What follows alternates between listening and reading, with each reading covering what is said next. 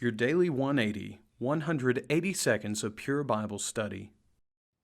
Thank you for joining us for this, your Daily 180 Bible study. We're talking about a biblical kind of church.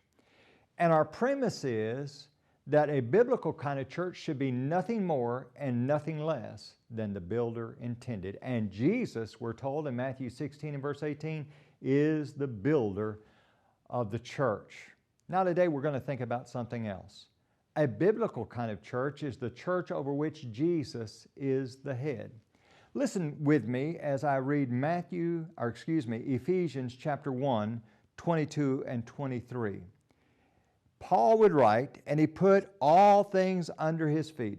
The Father put all things under Christ's feet and gave him to be head over all things to the church, which is his body, the fullness of him who fills all in all. Did you get that? Christ is the head of the church. And when you think about the head, what do you think about? Maybe the one that's in charge, the one who is in control. Ultimately, when we think about the human body, the idea of the head, that's where everything originates up here in our head.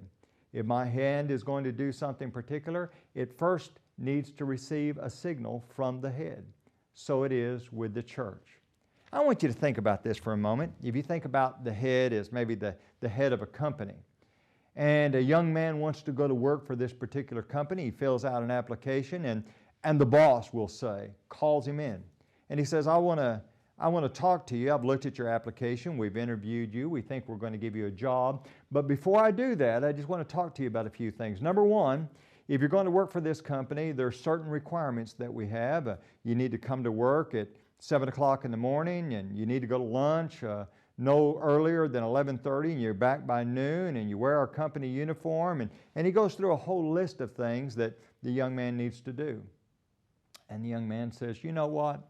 I'm looking forward to working for this company, but I need to share a few things with you as well. He said, you know, this idea of being here by 7 o'clock in the morning, that just won't work.